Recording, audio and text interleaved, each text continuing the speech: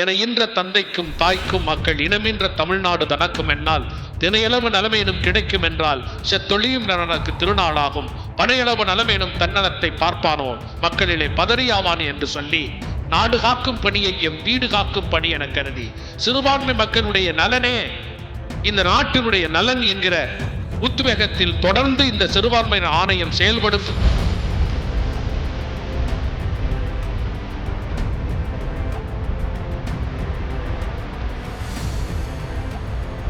தமிழ்நாட்டில் வாழுகிற சிறுபான்மை மக்களுக்கு ஒரே பாதுகாப்பு மாண்புமிகு தமிழ்நாடு முதலமைச்சர் திரு மு.க. ஸ்டாலின் என்பதை இங்கே பதிவு செய்து கொள்ள வேண்டும். நான் வெறுமனே ஏதோ ஒரு அரசியலுக்காகவோ அரசினுடைய காரணங்களுக்காகவோ சொல்லவில்லை. 38 மாவட்டங்களுக்கும் ஒரு வருடத்தில் ஒரு ஆணையம் சென்றிருக்கிறது சொன்னால் இந்த சிறுபான்மை ஆணையம் தான்.